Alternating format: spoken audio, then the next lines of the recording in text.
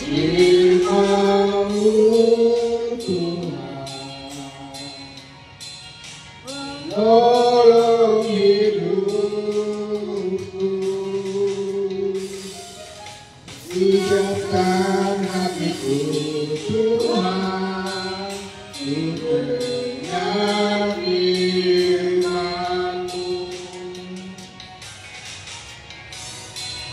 Siapkan hatiku Tuhan untuk mendengar firman-Mu.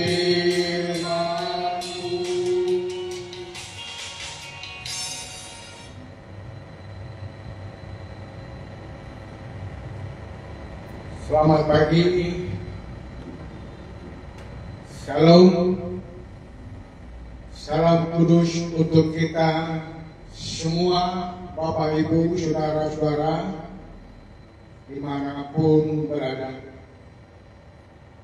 Mari kita bersyukur kepada Tuhan Yesus atas kebersamaan kita dalam pertemuan ibadah online yang kita lakukan secara live streaming di pagi hari ini, yaitu di minggu kedua tanggal 8 Desember 2024.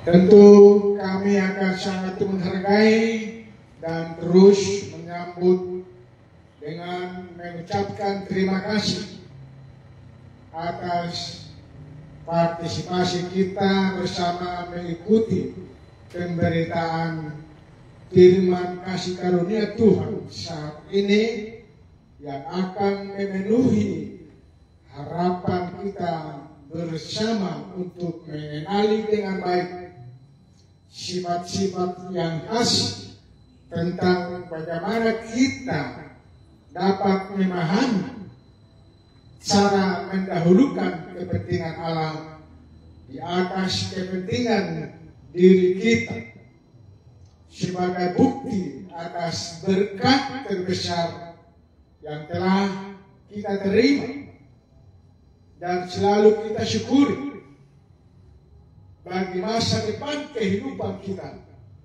bersama yang penuh sukacita. Karena itu, kembali kita tundukkan hati kita bersama, memohon pimpinan Roh Kudus untuk mempersiapkan hati dan pikiran kita menerima kebenaran firman-Mu. Mari kita berdoa. Terima kasih Tuhan Yesus Kristus, Allah Bapa di dalam surga. Kami bersyukur kepada-Mu Bapa pada pagi hari ini. Kami merasakan kasih Tuhan yang sungguh luar biasa, yang selalu memelihara kehidupan kami, memberikan kekuatan, kesehatan, sehingga kami boleh mengambil bagian di dalam kesempatan yang sangat indah ini untuk memuji memuliakan nama-Mu. Itulah yang dapat kami persembahkan kepada-Mu Bapa, atas kasih Tuhan yang harus kami syukuri oleh karena kebaikan Tuhan yang rela mati di kayu salib dan bangkit untuk menebus dosa kami. Terima kasih Bapa, kami anak-anak-Mu yang harus mendahulukan kepentingan Allah daripada kepentingan diri kami. Itulah yang menjadikan sebagai bukti bahwa kami ini anak-anak-Mu yang telah Engkau kuduskan, Engkau pilih menjadi pewaris surga. Tentunya Bapa, kami hanya dapat berserah kepada-Mu. Tuhan yang memimpin kami, menuntun kami, memberikan semangat, mendorong kami agar kami terus bersukacita terus menyampaikan firman kebenaran, supaya banyak orang yang mendengar, sehingga mereka tetap bersukacita dan dapat menjadi pewaris surga lewat kebenaran firman Tuhan. Bapa dalam surga, hamba-Mu yang menyampaikan firman kebenaran dengan secara online live stream, kiranya Bapa Tuhan yang memberikan hikmat kepada hamba-Mu untuk menyampaikannya, agar tidak bersalah di hadapan-Mu. Dan juga para pendengar, berikan kekuatan selalu, berikan semangat, agar dapat untuk mendengarkan, menerima kebenaran firman Tuhan. Pimpinlah Tuhan ibadah kami ini dari awal hingga sampai berakhir. Terpujilah nama-Mu selalu. Di dalam Kristus Yesus Tuhan kami berdoa dan bersyukur. Amin.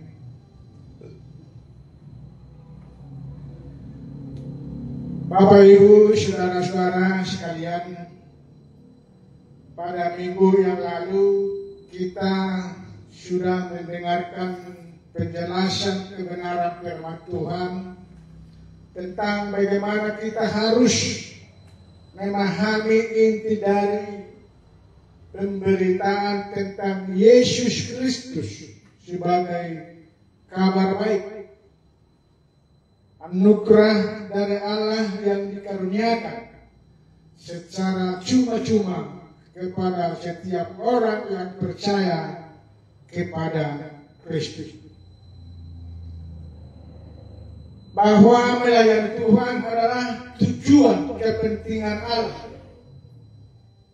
mengutamakan apa yang paling penting di pandangan Allah, bukan mendasarkan motivasi pada kepentingan diri sendiri atau kepentingan kelompok atau organisasi denominasi tentang karya Allah yang istimewa yang dapat mengubahkan kehidupan manusia sebagai fokus informasi yang dapat membangun kesatuan hati untuk memuliakan Tuhan Yesus Kristus, Juru Selamat kita. Itulah sebabnya kita penting terus harus menyadari betul, mengetahui dengan pasti apakah pemberitaan yang kita salurkan itu menyangkut kepentingan Tuhan yang utama ataukah kepentingan manusia yang diutamakan. Sehingga setiap hal yang kita sampaikan dalam pemberitaan, dalam khotbah-khotbah atau kesaksian-kesaksian kita kepada orang lain harus diuji dulu, lebih dulu, apakah semua yang kita berkatakan sesuai atau tidak sesuai dengan maksud Tuhan yang sesungguhnya. Kita juga sudah mendengar beberapa kali melalui penyampaian firman Tuhan dari kitab 1 Korintus bahwa ternyata mudah sekali manusia itu berubah menjadi sangat menyimpang dalam perbuatan-perbuatan atas nama pelayanan yang mereka lakukan. Dan semuanya itu bisa terjadi oleh karena ketidaksetiaan mereka terhadap kebenaran kasih karunia Allah yang seharusnya merupakan prioritas pelayanan yang Tuhan kehendaki, sehingga tidak bisa dielakkan lagi kekeliruan pemahaman mereka terhadap doktrin kebenaran kasih karunia telah mengakibatkan dan memaksa terjadinya perpecahan dan akar pahit dalam jemaat. Karena itulah sekali lagi, maka pemberitaan dan kesaksian akan salib Kristus harus menjadi pusat terbesar, dan setiap informasi isi pemberitaan kita sebagai kabar baik yang terbaik dan paling mulia, serta kita yakini sebagai sumber berkat terbesar bagi masa depan keselamatan kehidupan semua manusia saat ini, terutama bagi orang-orang yang sudah percaya. Setiap hal yang kita lakukan tanpa mendasarkan pada nilai-nilai kesempurnaan pekerjaan Kristus di atas kayu salib dan kuasa kebangkitannya, ingatlah, itu semua bukanlah pelayanan yang menyenangkan hati Tuhan, tetapi mementingkan kepentingan, kesenangan manusia, dan akan berakhir dengan kekecewaan di pihak manusia itu sendiri. Nah, sekarang bagaimana kita dapat memahami dengan benar bagaimana sebenarnya mendahulukan kepentingan Allah dalam setiap pemberitaan kita. Nah, untuk itulah kali ini Bapak Ibu Saudara-saudara yang dikasihi Tuhan kita Yesus Kristus, saya akan mengajak kita untuk terus fokus bersama-sama merenungkan kebenaran firman Tuhan dengan baik tentang tema mendahulukan kepentingan Allah. Sekali lagi, mendahulukan kepentingan Allah. Bapak Ibu Saudara-saudara yang dikasihi Tuhan kita Yesus Kristus, mari kita kembali membuka Alkitab kita masing-masing. Saya akan membacakannya dan saudara-saudara boleh mengikutinya dan melihat pada Alkitab masing-masing. Kita baca dari kitab 1 Korintus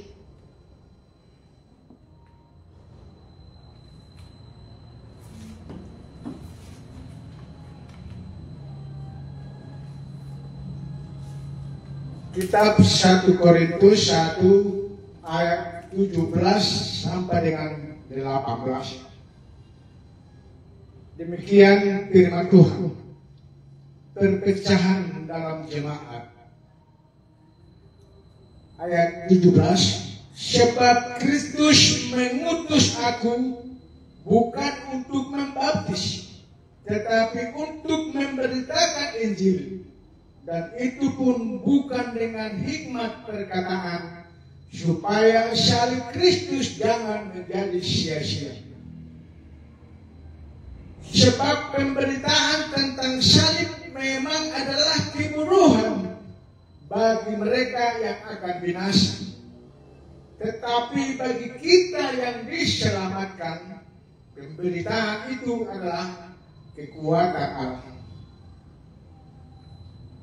Bapak Ibu Saudara-saudara, firman Tuhan yang sungguh luar biasa, yang sangat jelas kita lihat dalam Alkitab kita masing-masing, dan kita dengar bahwa firman Tuhan yang dikatakan dalam ayat ke-17, sebab Kristus mengutus aku bukan untuk membaptis, tetapi untuk memberitakan Injil. Dan itu pun bukan dengan hikmat perkataan, supaya salib Kristus jangan menjadi sia-sia. Nah, apa yang Paulus katakan di ayat 17 tadi ialah bahwa sebab Kristus mengutus aku bukan untuk membaptis, tetapi untuk memberitakan Injil. Dan itu pun bukan dengan hikmat perkataan, supaya salib Kristus jangan menjadi sia-sia. Yang menjadi pertanyaannya ialah Bapak Ibu saudara-saudara, hikmat perkataan yang bagaimana yang Paulus tolak di sini dalam pemberitaan. Bukankah hikmat itu adalah sebuah kebijaksanaan yang dicari oleh semua orang yang berilmu atau orang-orang berpendidikan, orang-orang yang berpendidikan tinggi, dan para pemimpin besar di dunia? Mengapa Paulus tidak membutuhkan hikmat perkataan?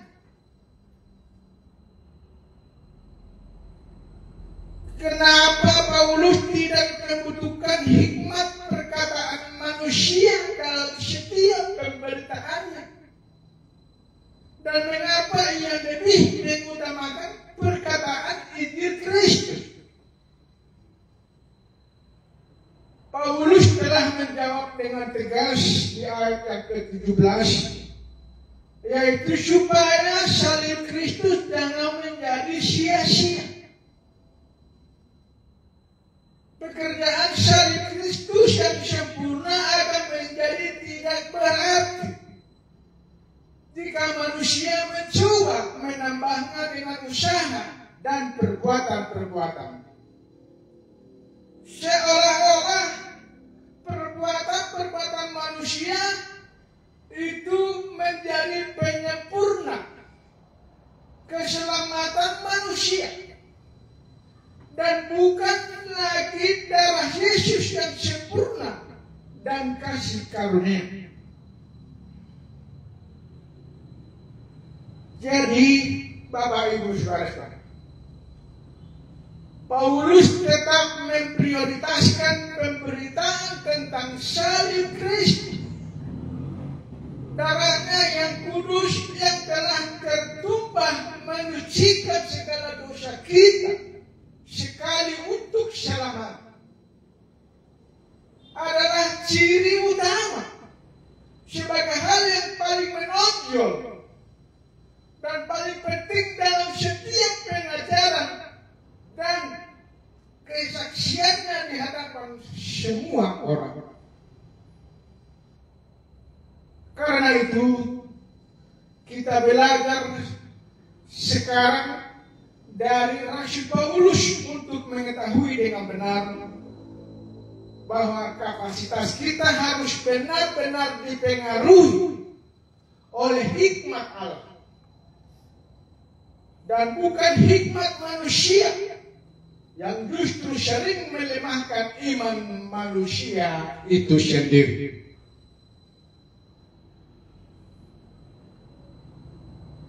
Perlu kita ingat dan pelajari, Bapak Ibu saudara-saudara yang dikasihi Tuhan Yesus Kristus, bahwa Alkitab, bahwa pada zaman hidupnya Rasul Paulus terdapat begitu banyak keyakinan manusia terhadap teori-teori dan filsafat serta tradisi pemikiran manusia yang sangat mereka banggakan pada zaman waktu itu. Artinya,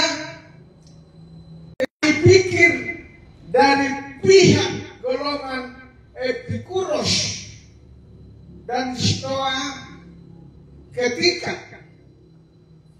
ia memberitakan Injil Kristus di kota Athena.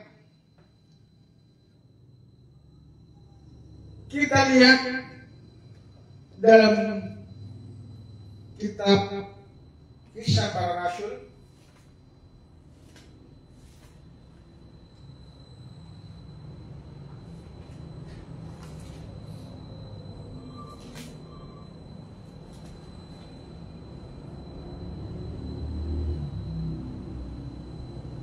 Kisah Para Rasul 17 ayat yang ke-16 sampai dengan 34. Demikian firman Tuhan.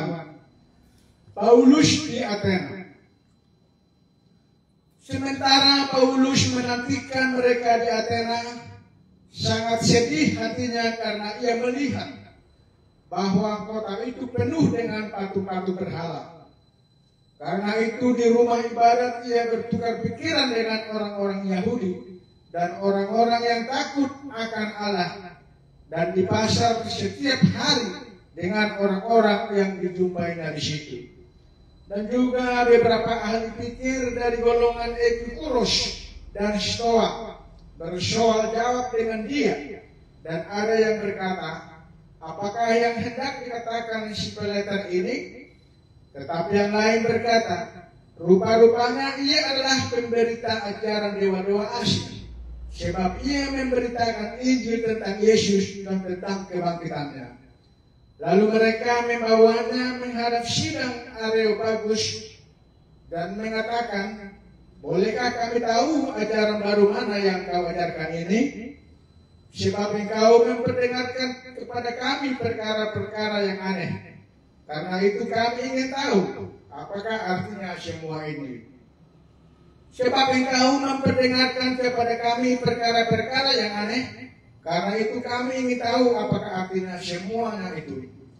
Adapun orang-orang Athena dan orang-orang asing yang tinggal di situ tidak mempunyai waktu untuk sesuatu selain untuk mengatakan atau mendengar segala sesuatu yang baru. Paulus pergi berdiri di atas Areopagus dan berkata, hai orang-orang Athena, aku lihat bahwa dalam segala hal kamu sangat beribadah kepada dewa-dewa. Sebab ketika aku berjalan-jalan di kotamu dan melihat-lihat barang-barang pujaanmu, aku menjumpai juga sebuah mezbah dengan tulisan kepada Allah yang tidak terkenal. Apa yang kamu sembah tanpa mengenal, itulah yang kuberitakan kepada kamu. Allah yang telah menjadikan bumi dan segala isinya, Ia yang adalah Tuhan atas langit dan bumi, tidak diam dalam kuil-kuil buatan tangan manusia, dan juga tidak dilayani oleh tangan manusia, seolah-olah Ia kekurangan apa-apa, karena Dialah yang memberikan hidup dan nafas dan segala sesuatu kepada semua orang. Dari satu orang saja Ia telah menjadikan semua bangsa dan umat manusia untuk menjamah seluruh muka bumi, dan Ia telah menentukan musim-musim bagi mereka dan batas-batas kejaman mereka, supaya mereka mencari Dia dan mudah-mudahan menjamah dan menemukan Dia, walaupun Dia tidak jauh dari kita masing-masing. Sebab di dalam Dia kita hidup, kita bergerak, kita ada, seperti yang telah juga dikatakan oleh pujangga-pujanggamu. Sebab kita ini dari keturunan Allah juga. Karena itu berasal dari keturunan Allah, kita tidak boleh berpikir bahwa keadaan ilahi sama seperti emas atau perak atau batu, ciptaan kesenian dan keahlian manusia. Dengan tidak memandang lagi zaman kebodohan, maka sekarang Allah memberitakan kepada manusia bahwa di mana-mana semua mereka harus bertobat.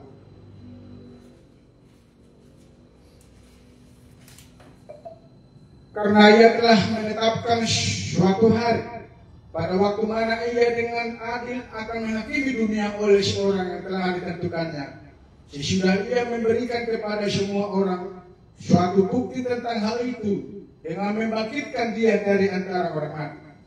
Ketika mereka mendengar tentang kebangkitan orang mati, maka ada yang mengejek, dan yang lain berkata, lain kali saja kami mendengar engkau berbicara tentang hal itu. Lalu Paulus pergi meninggalkan mereka. Tetapi beberapa orang laki-laki menggabungkan diri dengan dia dan menjadi percaya. Di antaranya juga Dionysius anggota majelis Areopagus, dan seorang perempuan bernama Damaris, dan juga orang-orang lain bersama-sama dengan mereka. Demikian firman Tuhan. Bapak, Ibu, saudara-saudara, kita telah mendengarkan firman Tuhan yang baru saja kita baca dari kitab Kisah Para Rasul tersebut.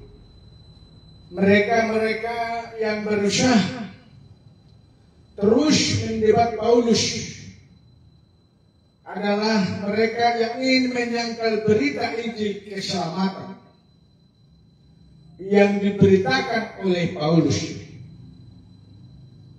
Mereka yang tidak ingin diganggu kesenangannya oleh berita kebenaran salib Kristus.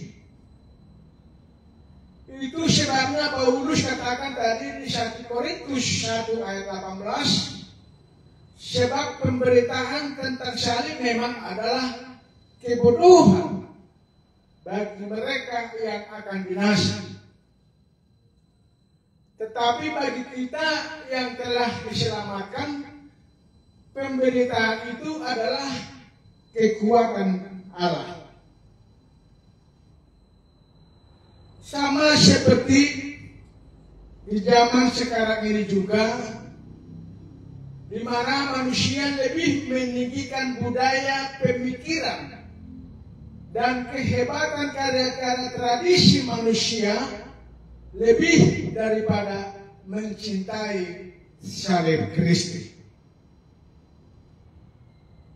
Itulah sebabnya bisa kita lihat dengan jelas ketika jemaat Korintus mencoba kembali kepada kebiasaan keyakinan mereka yang lama,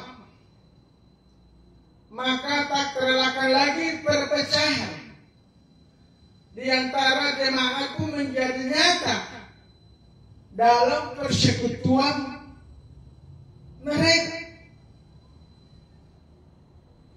Seperti di ayat yang ke-12 dikatakan bahwa mereka berkata masing-masing, aku dari golongan Paulus. Yang lain mengatakan aku dari golongan Apolos. Dan yang lain katakan aku dari golongan Petrus. Dan seterusnya. Jelas-jelas mereka sudah salah prioritas. Seharusnya setiap orang percaya adalah mengutamakan kepentingan Allah, kepentingan Yesus Kristus yang menjaga dan memelihara kesatuan hati kita dalam upaya kita untuk melayani pekerjaan Tuhan, dan bukan mendahulukan kepentingan diri sendiri atau golongan-golongan atau aliran-aliran gereja tertentu yang tidak sesuai dengan tujuan Allah. Bapak, Ibu, saudara-saudara yang dikasihi dalam Tuhan Yesus Kristus, firman Tuhan yang sangat tegas yang disampaikan oleh Rasul Paulus kepada jemaat di Korintus. Tentunya apa yang menjadi kesimpulan setelah kita mendengarkan kebenaran firman Allah tentang bagaimana kita harus mendahulukan kepentingan Allah dan bukan kepentingan manusia. Apa kunci berhasil yang membuat kesatuan hati pelayanan kita kepada Tuhan Yesus tetap terjaga dan terpelihara, menyenangkan hati Tuhan kita Yesus Kristus. Mari kita baca dari firman Tuhan.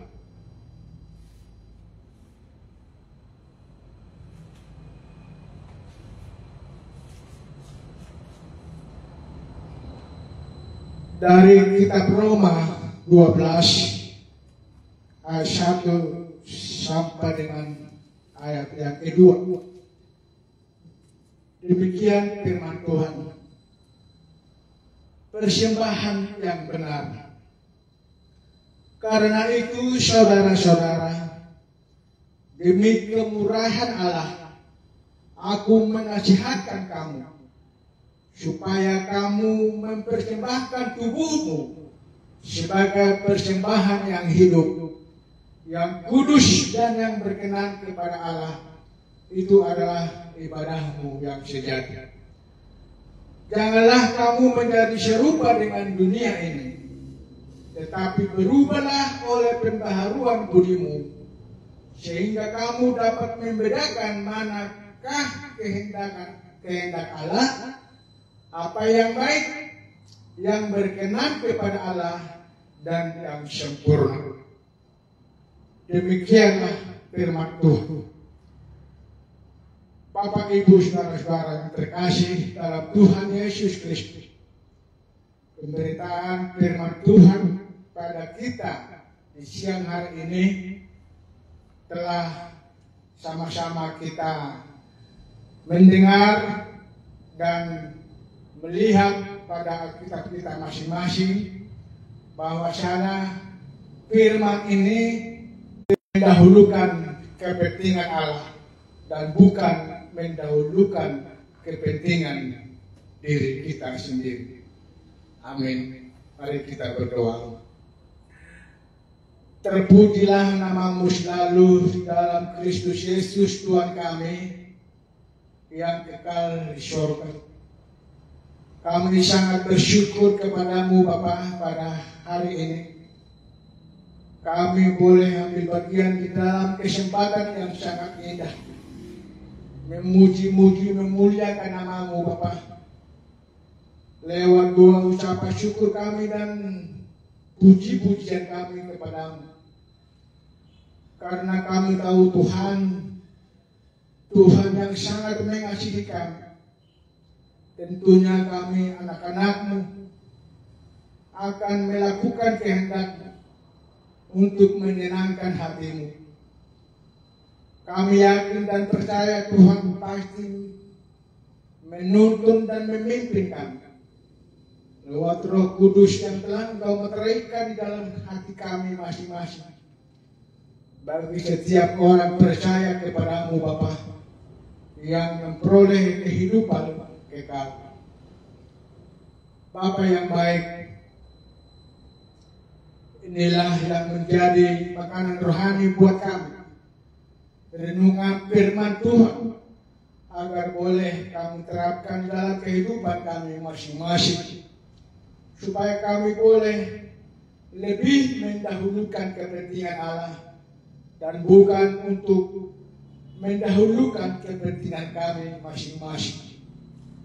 Karena semua itu Bapa, apa yang kami perlukan dalam kehidupan kami ini bersumber dari kasih Kristus. Karena Tuhanlah segalanya bagi kami anak-anak-Mu.